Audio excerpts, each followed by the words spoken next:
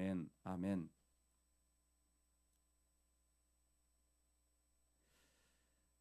우리가 살아갈 때 우리 삶의 최소한의 영적인 마지노선, 즉 이 자리는 반드시 지켜야 합니다라는 그 영적인 마지노선이 저와 여러분에게 선명하게 세워지는 은혜가 있기를 주의 이름으로 축원합니다.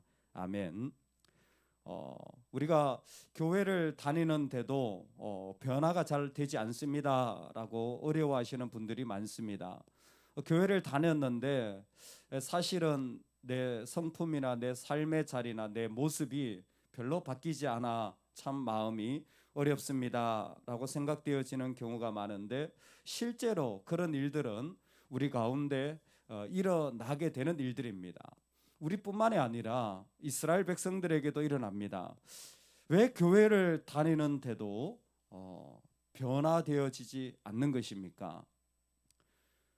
첫 번째 중요한 이유 가운데 하나가 뭐냐면, 우리는 천성이라는 본성을 가지고 있는 존재라는 것입니다. 즉 우리가 가지고 있는 습관이라고 하는 것은 자동화 시스템이에요. 우리가 가지고 있는 삶의 자리는 다 자동화되어 있습니다. 그래서요, 때가 되면 배가 고프고요, 내가 살아가는 삶의 자리는 의식하지 않아도 저절로 하게 되어 있어요.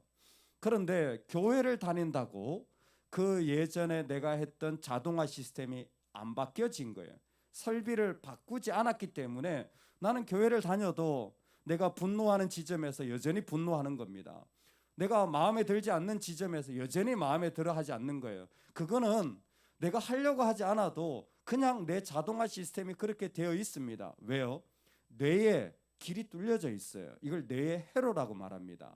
사람은 각자 자신의 삶에 따라서 뇌의 회로를 가지고 있는데, 이 회로가 예전에 가지고 있던 회로를 그대로 가지고 와서 교회를 다니다 보니까, 교회를 다니면서도 예전에 내가 가지고 있던 사고방식을, 그 회로를 내 생각 속에서 그대로 가지고 살아가는 것입니다. 여러분, 이것이 우리에게는 그냥 간단한 습관의 문제가 아닙니다. 이것은 우리에게 하나님과의 관계의 문제예요. 결혼을 하기 전에 총각이 결혼을 하고 나서도 똑같이 살아간다면 그것은 그 결혼 생활을 파괴시키는 행위가 되어지는 것입니다. 우리가 하나님 앞에 살아갈 때에 이전에 있던 모습과 똑같이 내 회로를 가지고 나아간다면 관계가 깨어지는 겁니다. 그랬을 때에 하나님이 오늘 우리에게 반드시 죽여야 하는 죄들을 말씀하시는 것이에요. 반드시 죽인다라는 게 뭡니까? 이것은 죽음으로 처벌하라는 것입니다. 즉 그 회로를 끊어내야 된다라는 거예요. 그것을 끊어내야 너희들이 그 가운데서 변화되어진 삶을 살 수 있다라는 겁니다. 이스라엘에게 암몬에서 배운 몰렉을 섬기는 이 우상의 일들은 어떻게 보면 그들이 모압 평야에서 있으면서 광야 생활을 하면서 떠돌이 생활을 하면서 자기도 모르게 배우고 습득한 삶의 내 회로인지도 모릅니다. 이렇게 해야 잘 살고 이렇게 해야 삶이 이루어질 수 있어 라고 했던 방식이 바로 몰렉에게 자식을 바치는 일이었습니다. 점을 치는 일들도 별로 다르지 않습니다. 그 가운데서 간음을 하는 일들, 이게 우리는 간음이라고 하겠지만 그 당시에는 일상적인 문화였을지도 모릅니다.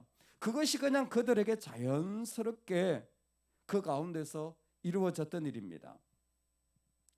너는 이스라엘 자손에게 또 이르라. 그가 이스라엘 자손이든지 이스라엘에게 거류하는 거류민이든지 그의 자식을 몰렉에게 주면 반드시 죽이되 그 지방 사람이 돌로 칠 것이요.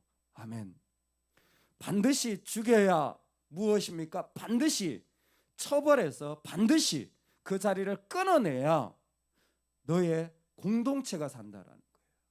돌로 쳐 죽인다라는 것은 지금도 이 팔레스타인 지역에서 하는 사형의 방법 아닙니까? 왜 돌로 쳐 죽입니까? 두 가지 이유예요. 하나는 돌로 쳐 죽임으로 온 공동체가 다 보는 겁니다. 온 공동체가 다 보면서 공동체를 오염시키는 자리가 무엇인지를 깨닫도록 하는 거예요. 그러니까 온 공동체가 그 가운데서 우리를 죽게 만드는, 우리를 부정하게 만드는 그런 악한 모습이 무엇인지를 그 가운데서 모두가 다 알아야 된다는 거예요. 동시에 뭐냐면 그것을 반드시 죽음으로 그 공동체가 순수해야 된다는 것을 설명해 주는 것입니다. 하나님 뭐 하는 줄 아세요? 지금 누가 죽이는 얘기하는 게 아니에요. 하나님이 거룩을 얘기하시는 겁니다. 하나님 지금 거룩을 얘기하시는 거예요. 하나님이 이루고 싶은 것은 무엇이냐면 그 가운데 하나님 아닌 것들이 너무나 쉽게, 너무나 당연하게, 너무나 오랜 동안 길이 만들어져 있는데 그건 뭐예요? 반드시 끊어내야 된다는 거예요. 그것을 통해서 뭘 만들어내냐면 하나님이 고백되어지고 거하실 수 있는 이 순수한 자리를 그들 가운데 만들어내시는 것입니다. 그래서 7절을 우리 같이 한번 읽어보겠습니다. 7절입니다. 시작. 너희는 스스로 깨끗하게 하라. 깨끗하게 하여 거룩할지어다. 나는 너희의 하나님 여호와이니라. 아멘. 아멘. 우리가 거룩이라고 할 때에 이제는 십계명이 구체적으로 이렇게 해야 된다. 구체적인 예까지 들어가면서 하는 것은 무엇이냐면 이건 안 된다라는 거예요. 여기에서만큼은 너희들이 이제는 서야 된다라는 것입니다. 그 첫 번째가 몰렉을 섬기는 거고, 두 번째가 바로 점치는 것이고, 세 번째가 부모를 공경하지 않는 것이고, 네 번째가 간음을 하는 것이고, 다섯 번째가 그 가운데서 순종하지 않는 것이고, 이런 계명들이 쭉 이어집니다. 왜 하나님이 이런 것들을 우리에게 주시는 것입니까? 하나님이 우리를 거룩하게 하기를 원하시기 때문이에요. 다시 한번 말씀드립니다. 하나님이 우리를 거룩하게 하기를 원하시기 때문에 그래요. 내가 나를 거룩하게 하는 게 아니라 나는 너희를 거룩하게 하는 여호와이니라. 우리의 5%인 하나님을 딱 붙잡고 가는 자들에게 하나님이 그 사람에게 나타나셔서 내가 너를 거룩하게 하기를 원한다. 즉 뭐냐면 내가 하나님을 믿으면요 반드시 예전에 내 해로가 있지만 그 하나님이 그 사람의 마음과 삶의 자리를 두드리고 부르셔요. 나 기도해야 되겠다.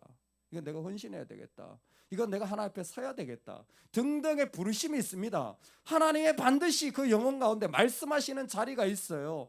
그것이 어떤 사람은 마음이 활짝 열려 있고 정말 영적으로 깨어 있으면요 예배가 그냥 다 쏟아져 들어와요. 그런데 그러지 못한 사람은요 그냥 주무시다 가는 거예요. 늘 그런 차이가 있지만 하나님은 부른 모든 백성들을 두드리시는 거예요. 왜? 하나님이 우리를 거룩하게 하시기 때문에. 내가 결정하는 게 아닙니다. 하나님이 우리를 거룩하게 하시는 일들이 있어요. 그럼 하나님이 우리를 거룩하게 하시는 일들이 뭡니까? 돌로 쳐 죽이는 것과 똑같은 원리예요. 구별하는 겁니다. 먼저 이 죽이는 사람 진 밖으로 보내지 않습니까? 구별하는 거예요. 우리의 구별이 뭡니까? 거룩한 예배입니다. 우리가 이 땅에서 우리를 구별하는 가장 기본적인 방법, 그리고 중요한 방법이 뭐냐면 함께 모여 예배하는 거예요. 이게 우리의 거룩이에요. 그러니까 하나님이 예배로 초대하시는 거잖아요. 하나님 예배로 우리를 부르시는 거잖아요. 그러니까 교회 다니면 뭐예요? 예배하는 거잖아요. 교회 다니면서 밥 먹으러 다니는 거 아니잖아요. 교회 다니면서 일하러 다니는 거 아니잖아요. 교회 다니면서 사역하러 다니는 거 아니에요. 교회 다니는 사람들은 예배하러 다니는 거예요. 이게 우리의 구별입니다. 세상 사람들은 그렇게 살지 않아요. 보시면 알잖아요. 우리는 뭐예요? 우리의 구별됨의 자리를 세워가는 겁니다. 여러분, 우리가 드리는 예배의 자리를 우리를 거룩하게 하고 구별하게 하는 거예요. 저는 개인적으로 이런 신뢰를 하는 한 가지가 있어요. 많은 부모님들이 자녀를 위해서 기도를 많이 하더라고요. 우리 아이가 정말 믿음으로 서기를 좀. 저는 정말 간단한 방법이 있다고 생각합니다. 지금까지 40년 동안 신앙생활하고 22년 동안 사역하면서 한 번도 예외를 본 적이 없어요. 부모가 새벽 기도하면 그 자식은 반드시 하나님 믿습니다. 부모가 새벽 기도를 빠지지 않고 하는데 그 자녀가 하나님께로 멀어지는 예를 본 적이 없어요. 부모가 새벽 기도를 하잖아요. 그러면 그 아이는 주일 성수는 당연히 생각합니다. 부모가 주일 성수만 하잖아요. 그 아이는 주일 안 갑니다. 왜? 아이는 부모의 뒷등을 보고 살아가니까. 제가 하고 싶은 얘기는 내가 철저히 나를 구별하는 자리, 하나님이 초대한 자리에 세워지면요 하나님이 그 가운데서 그 복을 그 가정에 주시더라는 겁니다. 하나님의 거룩은 내가 만들어가는 게 아니라 하나님이 우리를 초대한 자리에 나를 세우는 것뿐이에요. 예배는 하나님이 준비하셨고 우리를 초대하시는 거잖아요. 그 자리에 나를 세우는 것뿐입니다. 그럴 때 나도 모르게 내 안에 뭐가 일어나요? 거룩이 일어나는 거예요. 내 안에 거룩의 바다가 출렁이는 겁니다. 그 거룩의 바다를 어떤 사람은 요만큼 그냥 컵에 한 움큼만큼 있는 거예요. 내가 마시기에도 부족해. 내가 마시기에도 헉헉해. 내가 마시기에도 늘 갈증나. 근데 어떤 사람은 그게 바다 같은 거예요. 거룩이. 내가 마실 뿐만이 아니라 그 가운데서 헤엄치고 그 가운데 풍덩 빠져도 충분한 거룩의 자리, 하나님의 그 놀라운 그 부르심과 임재의 자리를 날마다 누려나가는 거예요. 그러니 어떻게 그 가정이 거룩의 바다에서 벗어날 수 있겠습니까? 한 움큼이면, 컵 한 잔이면 자식이 먹을 것도 없죠. 그런데 내가 그 바다에 있다고 생각해 보세요. 거룩은요, 첫 번째가 구별이에요. 우리의 구별은 예배입니다. 두 번째가 순수함이에요. 거룩은 본질적으로 하나님 앞에서 구별이고, 두 번째가 순수함. 이게 뭡니까? 순결이에요. 신부와 같이 순결한 거예요. 그래서 간음하면 안 되는 거예요. 육체적 간음이든 영적 간음이든, 간음은 하나님이 너무나 싫어하는 거예요. 왜? 순결을 잃어버리는 것이기 때문에. 하나님은 우리와 관계 속에서 오직 한 분 하나님, 우리밖에 없는 순결하신 분이에요. 우리도 하나님을 향할 때 순결한 존재로 하나님 앞에 서기를 원하시는 것입니다. 조나단 에드워즈는 신앙감정론에서 이것을 애정이라고 표현했습니다. 거룩한 곳을 향하는 애정. 하나님이 거룩으로 초대할 때 그 사람들은 죄와 악으로 기울여진 예전의 길이 있지만 하나님을 향하여서 애정이 생기고 하나님을 향한 마음이 일어나서 그 애정으로 자꾸만 그곳에 가게 되어지는 거예요. 그 사람이 바로 거룩한 모습으로 일으켜지는 것입니다. 예수께서 나가서 석간을 따라 감난산에 가시매 제자들도 따라갔더니 그곳에 이르러 그들에게 이르시되 유혹에 빠지지 않게 기도하라 하시고, 바울은 디모데에게 이렇게 얘기했습니다. 육체의 연단은 약간의 유익이 있으나 경건은 범사에 유익하니 그 생과 내 생에 약속이 있느니라. 우리에게 있어서 습관이 무엇입니까? 우리에게 있어서 경건이 무엇입니까? 약속을 붙잡는 거예요. 내 부르심을 붙잡는 겁니다. 하나님이 나를 초대하시는 곳을 내가 붙잡는 거예요. 그게 내 경건입니다. 그 자리에 나를 세우는 겁니다. 그 자리, 그 약속을 붙잡는 곳에서 내 인생의 출발점을 삼는 거예요. 여러분 아시잖아요. 여러분 경험해 보셨잖아요. 이제는요, 이거 놓치지 마시기 바랍니다. Holding promise, 약속을 부여잡는, 하나님이 나를 초대하는 자리, 내가 하나님 앞에서 만나는 그 거룩의 자리, 왜 자꾸만 타협하고, 왜 자꾸만 띄엄띄엄 가고, 왜 자꾸만 미루시는 겁니까? 하나님이 지금 죽이라, 반드시 처벌하라 할 정도의 마음입니다. 저는 이 본문을 보면서 의아한 게 한 가지 있었어요. 왜냐하면 이 모든 죄들이 반드시 죽여야 되는 죄예요. 제 자리가 그래서 그런지 모르겠지만 모세 입장을 생각해 보면요, 모세가 얼마나 힘이 들까 생각을 했어요. 모세가 이스라엘 백성을 이끌어냈잖아요. 근데 하나님 이 말씀 주잖아요. 그래 뭐예요? 죽여야 되잖아요. 여러분 내가 이끌어낸 사람인데 광야에서 이 사람을 죽인다 생각해 보세요. 이거 얼마나 가슴 아픈 일입니까? 하나님 왜 이런 말씀을 주시는 겁니까? 하나님 마음이 너무 아픈 거예요. 왜? 우리는 처음부터 알고 있습니다. 레위기 전부가, 출애굽기 전부가 생명을 이어가는 길로 하나님이 주신 거예요. 하나님이 이 말씀을 주셨을 때는 생명을 주시고자 한 거예요. 그런데 반대로 지금 죽이고자 하는 일들을 하잖아요. 얼마나 찢어지는 마음입니까? 얼마나 고통스러운 마음이시겠습니까? 독생자를 죽이실 때의 마음이 이 마음 아니시겠어요? 내 백성을 살려려고 이끌어냈는데 그 백성을 돌로 죽여야 된다니까, 이게 그냥 하는 마음이 아니잖아요. 하나님의 마음과 정반대의 일이잖아요. 여러분 우리가 하나님의 약속을 붙잡을 때 이 마음이 있어야 합니다. 정말 찢어지는 마음이 있어야 돼요. 내 이전의 것들, 내가 타협했던 것들, 그냥 띄엄띄엄 느릿느릿 대충 했던 것들, 내 습관을 따라 살아갔던 것들, 찢어지는 마음이 있어야 돼요. 그거 그냥 아닙니다. 옛날에 해로 그거 그냥 내가 그렇게 했으니까 아니에요. 그거 정말 가슴 아파하셔야 돼요. 그거 정말 서러워하셔야 돼요. 그거 정말 억울해하셔야 돼요.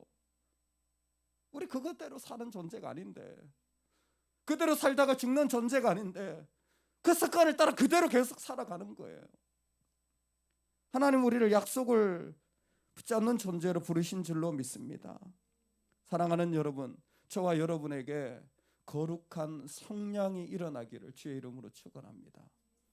거룩한 성량, 오스왈드 챔버스가 표현한 단어입니다. 우리가 하나님께 나아갈 때 우리 안에 그 거룩을 쫓아가는 성량이 일어나면 좋겠어요. 뭐 습관을 만드는 분들은 그런 얘기를 하더라고요. 3개월이 지나면 우리가 뇌에 길이 생긴대요. 반복을 하면 길이 생긴대요. 그리고 1년이 지나면 그 회로는 거의 반영구적이 된대요. 계속해서 반복하면. 근데 1년 동안 그렇게 하는 사람이 거의 없다라는 거죠. 그런데 아무리 천성이 게으르고 아무리 본성이 그러다 한다고 할지라도요, 습관이 더 무섭답니다. 습관이 그 천성과 성격과 성품과 그 본성까지 다 바꾼대요. 그게 인간에 대한 연구 결과입니다. 아무리 천성이 그렇다고 할지라도 습관이 그러면요, 결혼생활, 의회에서 직장생활의 삶에 다 바꾼다라는 거예요. 여러분, 오늘 우리가 살아갈 때 하나님 앞에서 이 일들이 일어나기를 소망합니다. 우리 안에 예배가 반복되기를 소망합니다. 우리 안에 하나님의 거룩이 그 가운데서 또 반복되기를 소망합니다. 우리가 하나님을 찾아가는 약속을 붙잡는 일들이 하루도 빠지지 않고 반복되기를 소망합니다. 그래서 우리 안에 영적인 성량, 영적인 거룩의 자리가 그 가운데 충만하게 일어나기를 주의 이름으로 축원합니다. 아멘, 아멘.